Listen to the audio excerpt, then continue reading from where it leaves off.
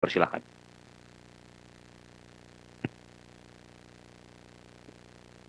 Baik, terima kasih Pak Seskap, yang saya hormati Pak Dubes dan Pak Simon, Bapak Ibu semua yang ada di ruangan ini, teman-teman media baik yang ada di DC maupun yang ada di tanah air. Assalamualaikum warahmatullahi wabarakatuh.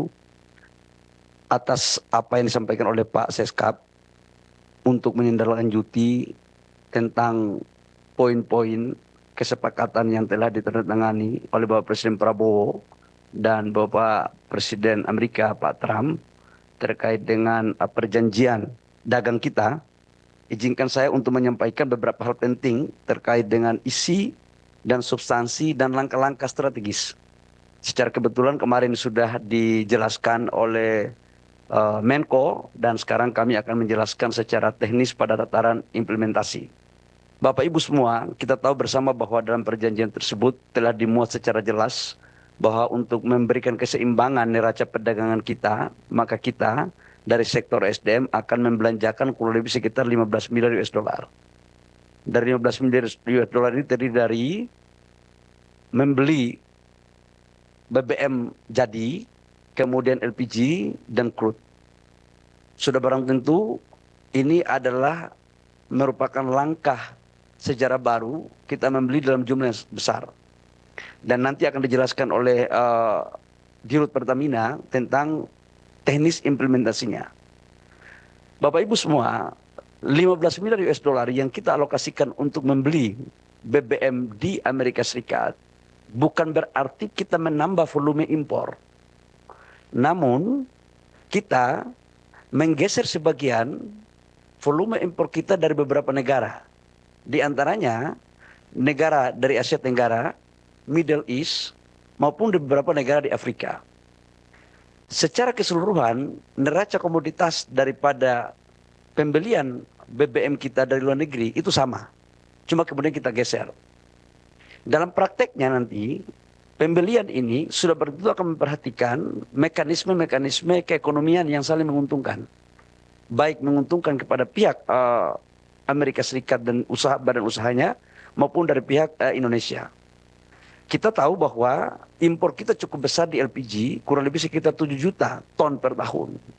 Dan salah satu yang selama ini sudah kita lakukan juga adalah sebagian kita ambil dari Amerika.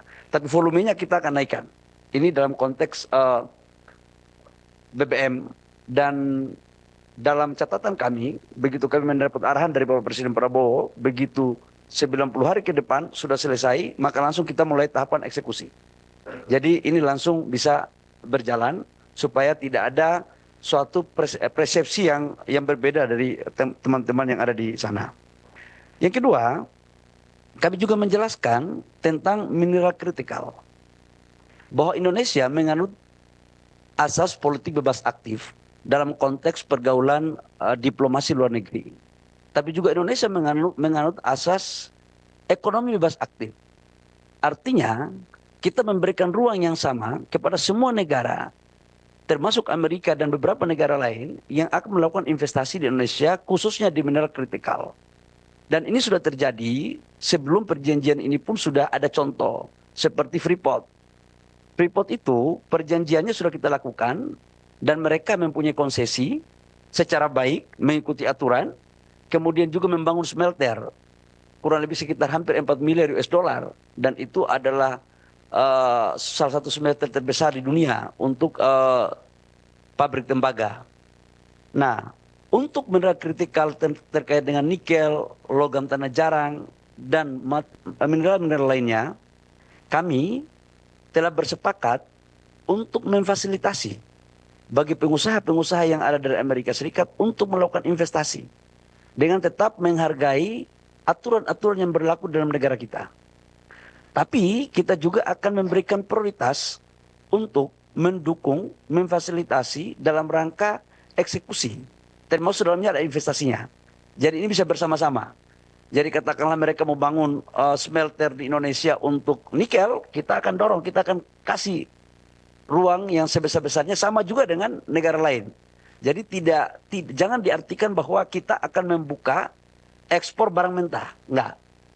Yang dimaksudkan di sini adalah mereka setelah melakukan pemurnian, kemudian hasilnya bisa diekspor. Biar clear nih, biar tidak ada salah interpretasi. Yang berikut, Bapak Ibu semua, saya juga menjelaskan bahwa dalam konteks perolehan terhadap wilayah-wilayah pertambangan yang ada, kami setelah ini kami akan menawarkan kepada mereka mana perusahaan-perusahaan yang ingin masuk dan kemudian kita fasilitasi. Dan saya sudah melakukan pemetaan terhadap lokasi-lokasi yang prospek. Karena kita juga harus membangun, menjaga hubungan yang sudah sangat baik ini. Yang berikut saya juga menyampaikan terkait dengan perpanjangan Freeport.